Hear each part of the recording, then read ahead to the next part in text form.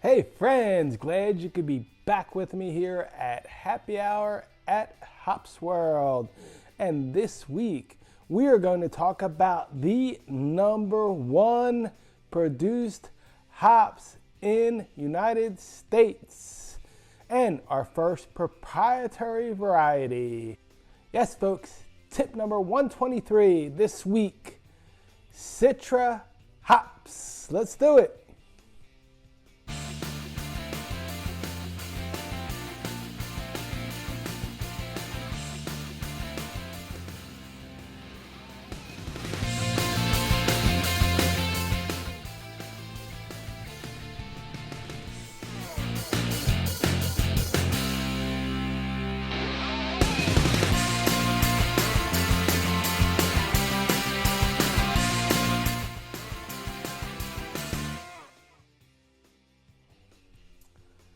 Originally simply known as number 114, who would have thought back in 1990 that that little seed would turn into the number one grown hops in all of United States. Wow. Once it was released to brewers in 2008, Citra hops grew in popularity with both brewers and with beer drinkers alike, and its expansion in the far northwest of the United States and the hops farms grew rapidly. For decades, Cascade hops was the number one hops grown in the United States until finally in 2018, Citra topped Cascade to become number one, and its expansion continued to grow. Imagine, in just the year between 2018 and 2019, Citra hops production grew by 41%. But bam! And today, it's still the number one hops grown in the United States. So now in 2022, there are actually 12,000 acres, that's 485 hectares of Citra planted in the states of Washington, Idaho, and Oregon. So what that means is there are actually 12 million Citra plants, and they were all created from that original mother Citra plant. Yes, 12 million plants, and they're all 100% clones. So Citra is considered a proprietary hops. It was created at the Hops Breeding Group, which was a joint venture between John I. Haas and the Select Botanical Group. Given credit for breeding this plant in 1990 is Gene Probasco and John Haas himself. Being a proprietary variety, what does that mean? Well, if you noticed on the cover of this week's video, next to the name Citra, it has that little R with the circle around it. Well, that means that the name itself, Citra, is registered, similar to a trademark. That means that it's registered with the US government. No one else can use the name Citra for their own variety of hops. So now proprietary. What that means is that this hops is only grown under contract. In this contract, you cannot make any other rhizomes, any other plants. You can't propagate these original plants. You can only plant them and create cones and sell them. Sometimes you have to sell them straight back to the original creator of the variety so they can resell them.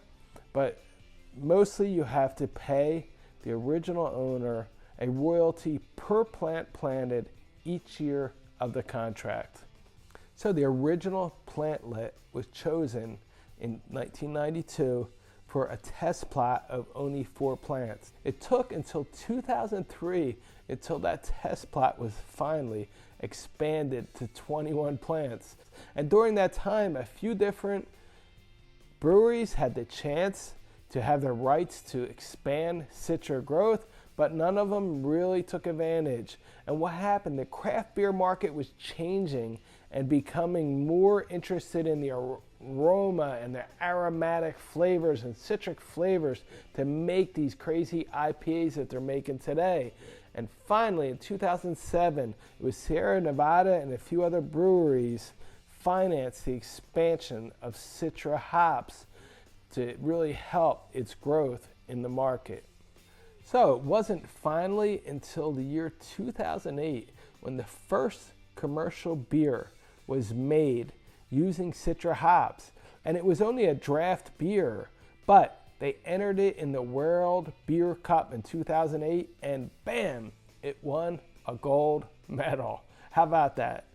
So its popularity began to take off, and in January 23rd, soon after, in 2009, the patent was actually applied for with its new designation of HBC 394 and its varietal name, Citra.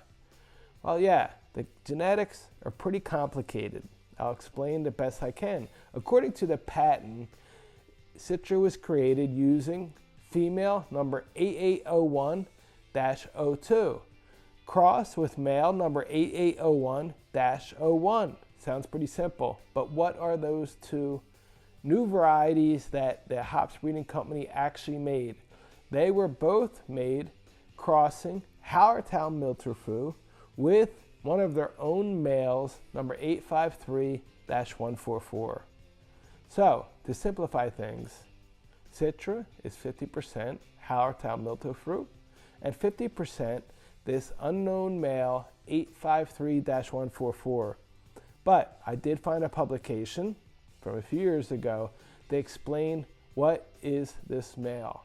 And it is explained as 25% US Tettnang. But when they actually did DNA tests, they found out that it's actually a landrace variety from England, Fuggle, very common variety. So 25% Fuggle, 19% Brewer's Gold, another bred English variety, 3% East Kent Golding, another landrace variety right from England, and then 3% unknown, which they call that a Native American hops or a wild American hops. So it's really thought to possibly be Neo-Mexicanus, this other 3%. So there you go, just to complicate it all. But that's just a publication. I've only found one publication listing that with the percentages, but it is definitely for sure in the patent from Citra, 50% Hallertau Milterfoo and 50% this male. So with the oils really high and the myrcene levels very high, Citra really gives good meaning to its name with its intense, strong citric flavors and aromas. Orange, lime, grapefruit, and other tropical flavors. And Citra has an elevated alpha acid higher than any of its parents, and it typically is not used during the boil, although it can be used throughout the boil. But if you want to really take advantage of those intense citrical flavors and aromas, use Citra at the end of the boil or in a dry hop. And I've seen when I've gone shopping to buy some beers with Citra, it's very often used in conjunction with Mosaic and Galaxy hops. They tend to usually use them three together in a lot of beers. And you want to talk about some good IPAs, but bam. Well, now some bad news and some good news. First, the bad news.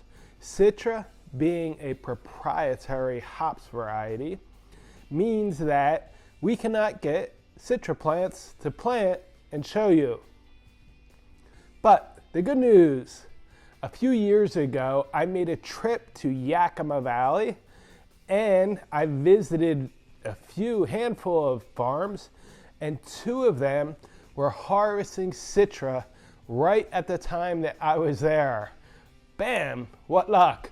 So I'm gonna put a little clip together here of basically the harvest, and I went out there at night when they were harvesting with the lights, and then it got to be morning.